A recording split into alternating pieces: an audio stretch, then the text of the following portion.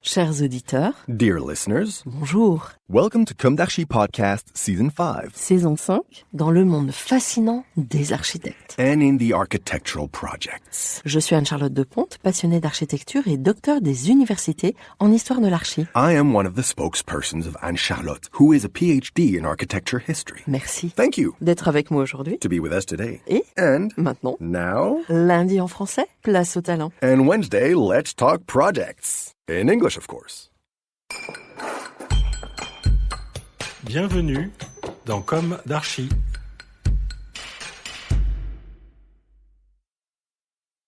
Chers auditeurs, ravis de vous retrouver aujourd'hui en compagnie de Laure Saunier. Bonjour Laure. Bonjour.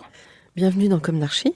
Vous êtes architecte et à la tête de votre agence LS Architecture. Oui, c'est ça. Une agence qui est implantée à Paris Oui, et à Béziers. exactement. Alors on va commencer par une histoire de goût. Aimez-vous les plaisirs de la table? Quels sont vos mets préférés? Et pouvez-vous évoquer un souvenir gustatif? Alors moi j'ai grandi dans une famille où la gastronomie a une place essentielle. La sortie du week-end, c'est de se rendre aux Halles de Béziers. Voilà, c'est le rendez-vous hebdomadaire. Une famille où il y a le goût des produits locaux et non transformés et où on aime beaucoup cuisiner. Ma maman cuisine énormément. Et une petite anecdote, quand j'étais au collège, je prenais des cours de dessin, des cours de tennis, mais je prenais aussi des cours de cuisine. Et c'est quelque chose qui fait vraiment partie De votre vie. de ma vie. Oui, ouais. C'est constitutif. C'est vraiment constitutif et ça a une importance vraiment dans la famille. La nourriture, ça tourne souvent autour des repas et autour de ce qu'on va manger. Voilà. J'ai aussi une autre anecdote, c'est que mon papa, qui est fan de gastronomie, m'a souvent amené dans des grands restaurants. Et pour fêter mon diplôme d'archi, il nous avait invités chez Michel Bras, à La Guiole, chez Sébastien et Michel Bras. Donc j'ai comme un de mes meilleurs souvenirs la soupe aux truffes blanches et aux truffes noires. J'ai goûté les deux de Michel Bras. Voilà, ça fait partie de mes souvenirs gustatifs les plus fous. Alors, quel cadeau, parce que c'est lié en plus à votre diplôme. Oui, c'était un beau cadeau. Super. Alors, on s'est connus via Instagram. Oui.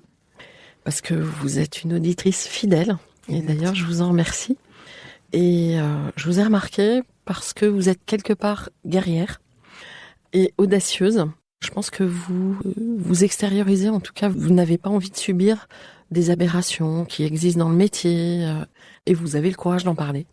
Et je vous admire beaucoup pour ça, pour votre caractère bien trempé et pour votre côté combatif. Et je me dis, ça fait longtemps qu'on n'a pas reçu une femme architecte dans le podcast, parce que ça s'est fait comme ça. Et parmi ces femmes architectes, je vous trouve, comme je viens de le dire, combative. Et je pense que ça colle bien à cette énergie qu'il faut investir dans ce métier dont on va parler. Voilà. Très bien. Alors, on va commencer par le début. Quel est votre parcours? Quelle a été votre jeunesse? Où s'est ancrée cette envie d'architecture, ce désir d'architecture? Et quelles ont été vos études? Alors, tout d'abord, j'ai un bac littéraire, ce qui est assez rare dans les personnes qui passent ensuite par les ENSA. Un bac littéraire option maths. J'ai fait l'école d'architecture de Montpellier jusqu'à mon DPLG et ensuite j'ai fait un DESS compétences complémentaires en informatique à l'université de Marseille-Lumini avec une option modélisation en architecture. Voilà pour le parcours études. Je suis née en 1977. C'est l'année de l'inauguration du Centre Pompidou, donc c'est une année peut-être un signe, je sais pas, mais c'est un de mes bâtiments préférés, donc j'aime bien l'évoquer. Je suis pas d'une famille d'architectes, mais mon papa est ingénieur ESTP. Donc j'ai quand même grandi dans le milieu du bâtiment.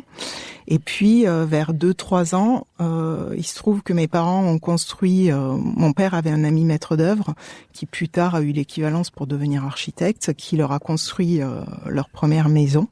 Et donc j'allais beaucoup sur le chantier, toute petite, et j'adorais ça. Donc mon envie d'architecture, elle a commencé très très tôt. C'est-à-dire que enfant, dès que j'ai su parler, je ne voulais pas être princesse, je voulais être architecte et construire des maisons. Donc c'est quelque chose qui est ancré depuis très jeune chez moi. mes souvenirs d'enfance, ils sont aussi liés à l'architecture parce que mon papa avait fait acheter un appartement à mes grands-parents à la Grande Motte, à la construction de la Grande Motte. Retrouvez l'intégralité de cet épisode sur Apple Podcast, Acast, Deezer, Spotify.